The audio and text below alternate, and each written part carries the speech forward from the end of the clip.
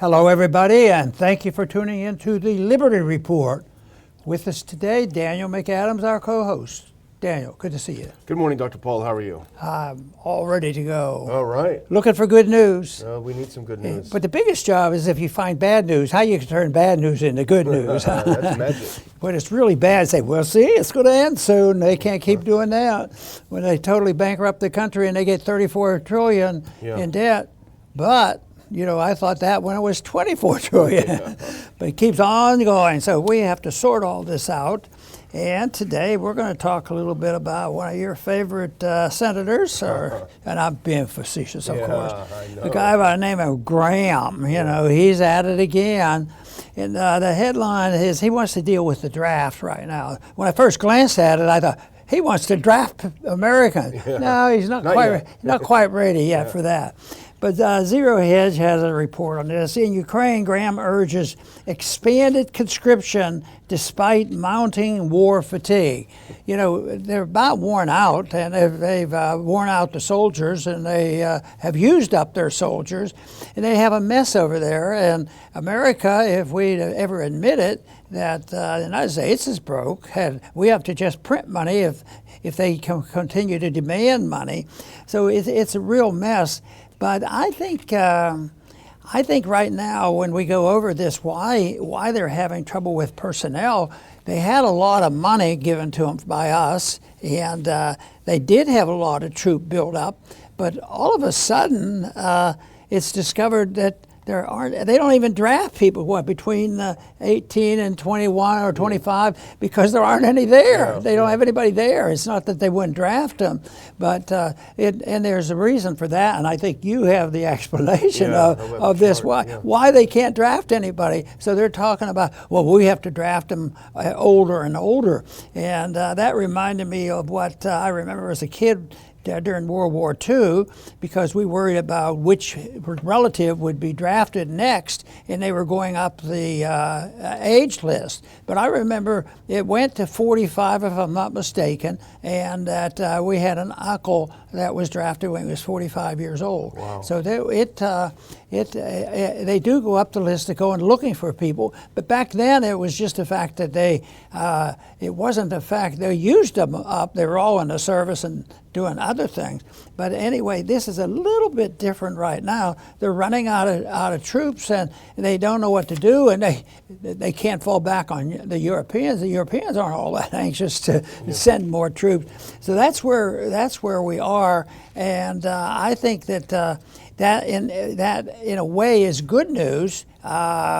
And bad news for Graham, because he's going to run out of his demagoguery and willingness to get money. And he's predicting, matter of fact, even on the same day as this report, he's predicting it looks like things are going to be worked out. It looks like we're going to be able to get the money. And yet we're in the middle of the political fight over the budget, which is very, very healthy, for people thinking about what's going on. But who knows what's going to happen? It's in the mix now. I think that most everything is going to be put on hold, in legislation as well as in the courts until after the election. I think the election is going to determine a lot, so we'll see what happens there. Yeah, we've talked about it on the show, and we've shown the video of, because it's all about, this was an unprovoked Russian attack 2 years ago, unprovoked. Well, we've shown the video on this show many times of Lindsey Graham with Senator Blumenthal over there in Ukraine in 2016, saying, this is the year, talking to the soldiers, Ukrainian soldiers, this is the year you're going to go on the offensive against Russia, pushing them for this war. It's over and over. So he's back again. He's back in Ukraine. And put this next one on. This got a lot of attention yesterday. Here's the Washington Post. Lindsey Graham visiting Kiev urges Ukraine to pass mobilization law. Now, they've already lost upwards of 500,000 people in this war, but it's not enough for Lindsey Graham. Put on that next one. This is the Hedge article, and here's a quote that is worth paying attention to. On his latest of far too many visits to Ukraine, Senator Lindsey Graham on Monday urged legislators to expand the pool of citizens subject to being drafted and thrown into the country's losing war against Russia, saying, and here's a quote from Lindsey Graham, we need more people in the line. The question is, what is he talking about? Who is we? We need more of you to go and die. Well, he speaks from a psychological position that he believes he's one of the key kingmakers of the empire. Yeah. You know, oh no, there is no American empire. We're fighting for liberty, you know, and liberty and a constitution.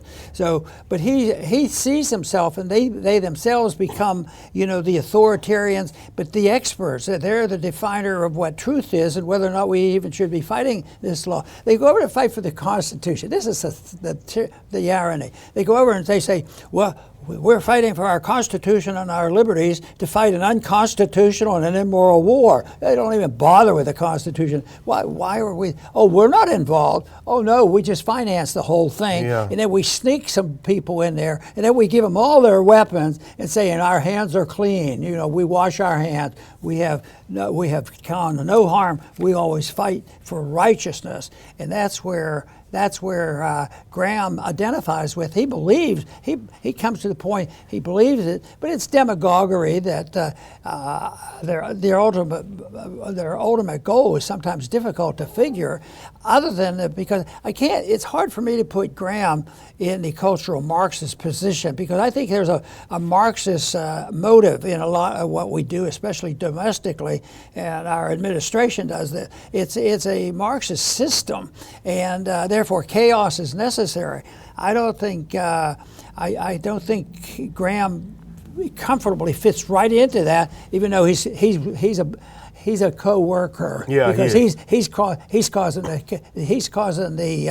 chaos and the bankruptcy of this country, because there's never enough bombs and things to send around the world for Graham. Yeah, he is one of the worst, you know, and he, I've certainly seen a lot of the video of the conscription officers in Ukraine grabbing people, snatching them off of buses, forcing them to the front line where they're killed immediately.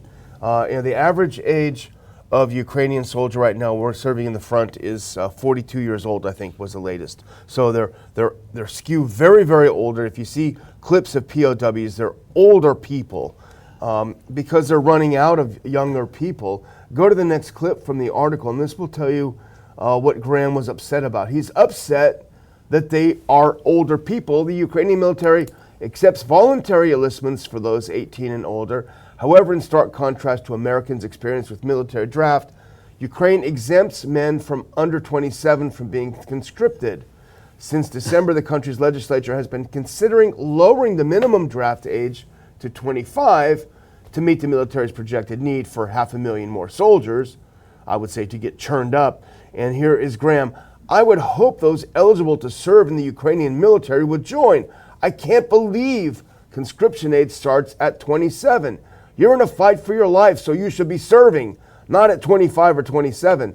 So here's little Lindsey Graham telling these people they need to get out there and fight and die. But here's the thing, and you alluded to it earlier on, Dr. Paul, and this is thanks to our friend Bernard at Moonavat, Alabama, who's posted this several times. Go to that next clip. This is the chart of the demographics of Ukraine. There literally are no young men of that age. You see in the middle that looks like a fat dude cinching his belt up. If you look between 18 and 25, there are no young people to conscript.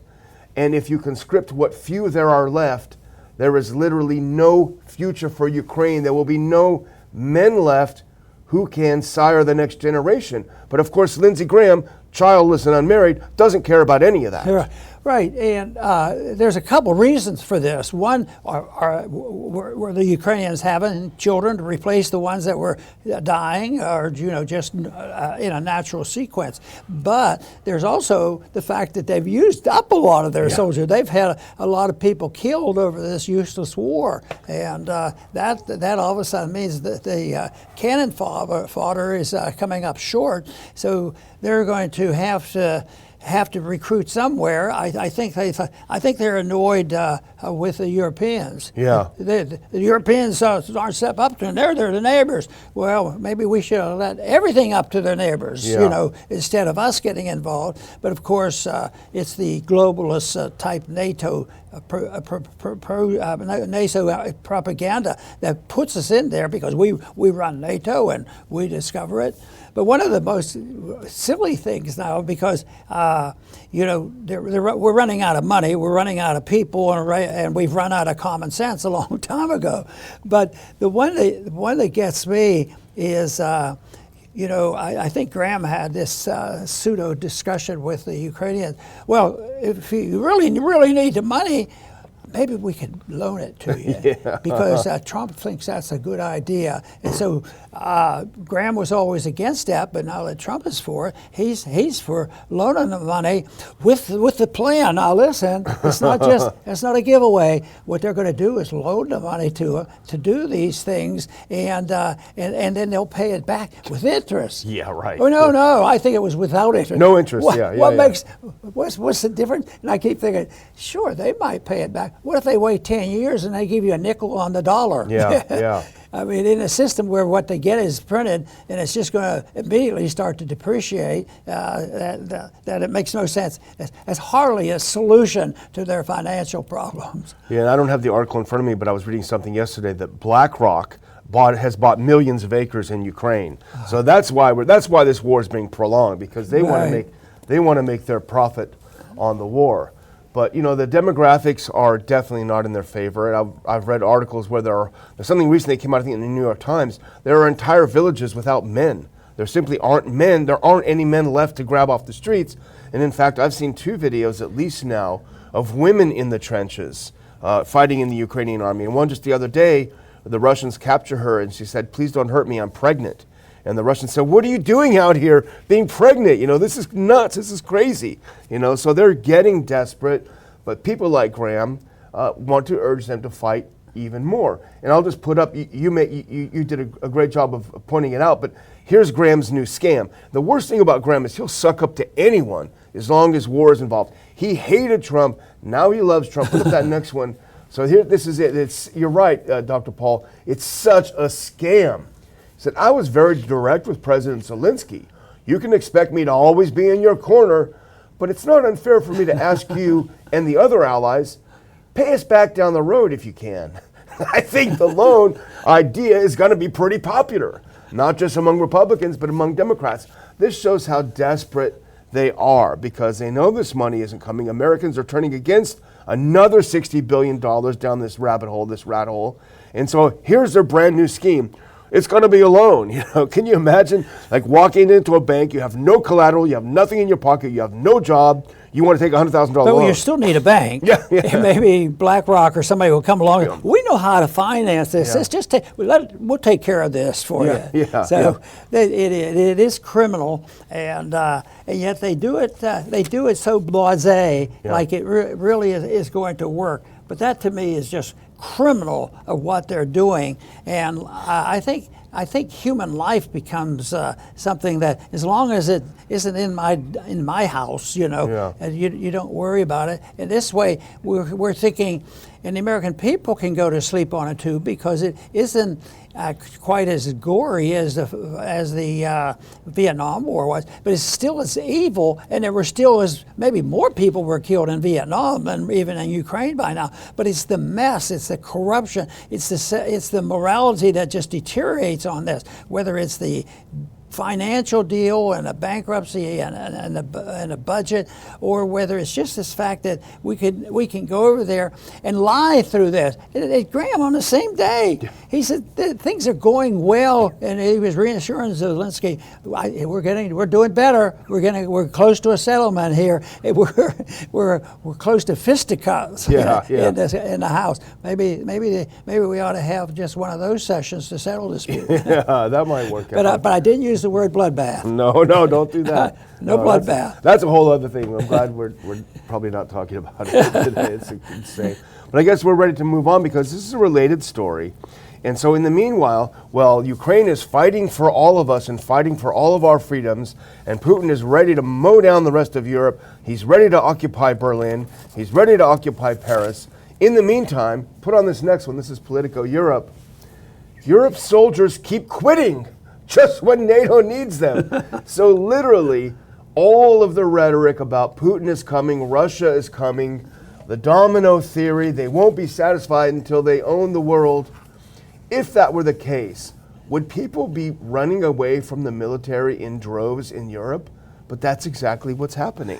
One person was quoted saying, maybe we should be doing this, thinking that we can draft people, but we're having more people leave. Yeah. We can't even keep up. We can't even replace them. We can't even keep them. Yeah. So, the spirit is not there. There's no homeland principle there of what it's like to have the homeland when we were fighting our revolution, or when the homeland people were fighting in Vietnam, when they could take on United States and the world and still, be able to chase us out of there. So there's none of that right now, but nobody knows who the homeland is. Right now, in the eastern part of Ukraine, I know who represents the homeland, and they don't speak Ukrainian. Yeah. Well, it's just like this push to get the Europeans to spend more on military. And Trump is big on this. You better carry your weight. You better spend that 2% of your GDP on the military or else. Well, if the Europeans really did feel so threatened by Russia, would you have to be twisting their arms and cajoling them and threatening them to spend more on their military? It just shows that they really don't feel threatened.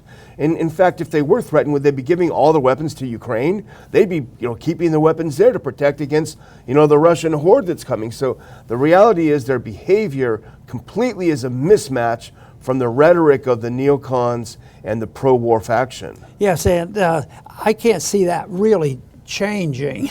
There's not going to be any magic. I don't think they're going to get the spirit of what he's looking for. The Graham people saying, we're fighting Russia, don't you know that? I think they lose their ammunition when they are still back fighting the Cold War in 1946, and the mess we've had after the war ended. So too bad, but I think that this is going to linger until there's a lot more people die, and we already know that we're involved, with all the technology and all the money and all the troops, and that'll eventually end. But we also have troops in there. We have troops on the land in there, and most people recognize that. Nobody would argue, there's not an American in Ukraine at all. Well, we were first ones in there. We led the charge, and of course that was in 2014. Yep. They knew we were there, but this is not going to be stable for a while to come. Yeah. Well, let's do a couple of things from this article. You put on that next clip, because here's the point of the political piece. It's no longer, as you say, Dr. Paul, about recruiting new soldiers. It's about persuading them not to quit. This week, French Armed Forces Minister Sébastien Lecornu presented a talent retention plan to incentivize military personnel to remain. This comes a few days after an annual report submitted to the German parliament showed that in 2023, some 1,537 soldiers left the Bundeswehr, reducing it to 181,514 personnel. Go to the next one now. Here is the problem they're facing. The conversations now exist in all capitals, in all democracies that are professional armies without conscription, Lecornu said on Monday. At NATO meetings, we can talk about equipment, but we also have to talk about the level of retention. And they go on to talk about the fact that there is a renewed discussion over some kind of national reservists being reintroduced. Germany got rid of conscription in 2011, but the others and Germany are thinking about bringing it back and conscripting women as well to serve. That may, as much as we oppose the idea of conscription, that may bring it home to these young people that they're not playing, they're serious, they want you to die. Yeah, we've talked about this because people will pop up in this country talking about the institution of the draft. But the draft, was removed in the early 70s, and it was gone for a while, and then they wanted to restore registration, and that was a big fuss in the House, and they were determined to have the registration. But there, it was the best part of the, the Cold War. There was no, right now, there was no, at the end of the Cold War, there was no tension like we needed troops.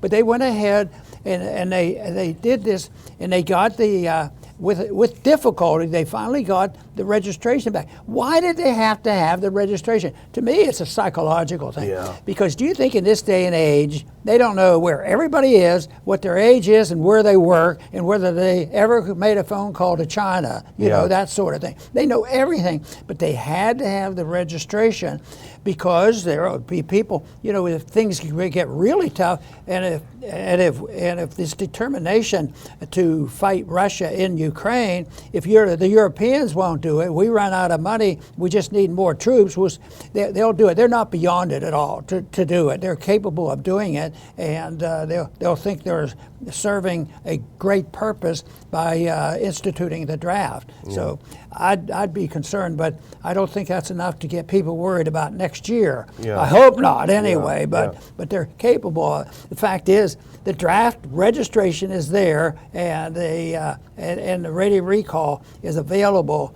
But let's hope the American people are awake enough to refuse to accept that. Yeah, and there have been some allies that we have on the progressive side who've been in favor of the draft because they think it'll make us more anti-war. And I think our argument would be that's possible. However, it's not worth the downside of slavery. That's like we don't want a war with them, so let's send them cookies. You know, and then let them fight over, you know, the benefits of the foreign aid that we give them. Same difference. So well, let's move on to the last story. We just wanted to bring up attention, thanks to our friends over at antiwar.com and Dave DeCamp. Israel will steal, if we can put that one up, Israel will steal 16% of Gaza's land by establishing a buffer zone. The Gaza Strip it's already known as a strip because it's very, very small. Well, Israel says, hey, if we ever leave, we are going to keep 16% of that territory, and we're going to call it a buffer zone. That's according to the Wall Street Journal, citing an analysis of the operation by Adi Ben-Nun, a Hebrew University geography professor. And, you know, they put that out there. They'll probably get away with it. But they don't even want to admit or consider the fact that the real problem over there right now is the consuming of the settlements, you know, the illegal settlements by Israel into Gaza and taking this land. And not with any payment for it or anything. It's illegal absorption of land in Gaza. And here they're going to say they're going to do it right up front now. But this to me looks like all that's going to do is increase that battle we're having in our Senate and in our House on whose side are we going to be on. And the progressives, are split. And here. Biden, he's on both sides. He sort of was strictly, for Israel, but now there were a couple people in this country that thought it wasn't a fair deal. So now he's for both people. He's going to sort it all out, and that's going to be around. But the principle of the settlements and taking this land, I mean, I can't imagine anybody thinking that this thing will just go away quietly. There might still be lots of fighting to be done over there. So we'll see. Wait and see. Well, these settlers are basically psychotic. I mean, they'll go up to someone and say, God gave me this land, get out. You know, they're completely nuts, and it's very dangerous, and it's what causes, October 7th was terrible. But it didn't happen in a vacuum. This has been going on for years and years. You've been talking about it for years. You can't just go in and take someone's house. You can't just go plow down people's olive trees and say, well, God gave me your land, sorry, take a hike. It's nuts. But our best role will be to stay out of it, as all of our viewers know. So anyway, the last clip, Israeli military insists it needs to create this buffer zone to prevent future October 7th style attacks. Well, that's the reason that they had the attacks, is because of the settlers. But the plan also advances Israel's seizure of Gaza's territory, and many ministers in the Israeli government favor reestablishing Jewish settlements in the Strip. So they do want to have more land for more buildings for Jewish Israelis. This idea that if they get this buffer zone done, probably they'll be building that, and up the road a bit, they'll be digging more tunnels. There'll be something.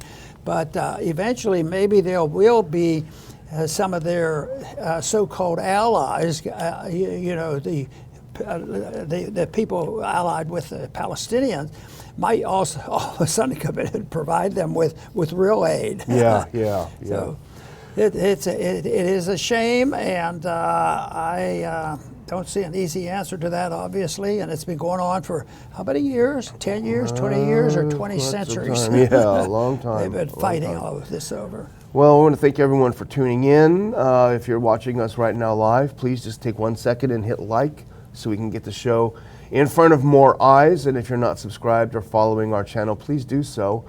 I think we're just past 360-some thousand followers, and we thank everyone who does follow us and who does watch the show. Over to you, Dr. Very Paul. good.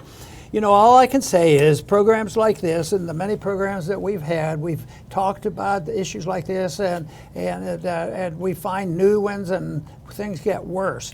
But what we have to realize is, why is it that way? It's because we as a nation have accepted a principle in foreign policy that was not designed in the Constitution or by our founders. Matter of fact, it was advised against us getting involved in entangling alliances. Can you think of anything more entangled than what we've been involved in the last 100 years? It has led to a lot of trouble.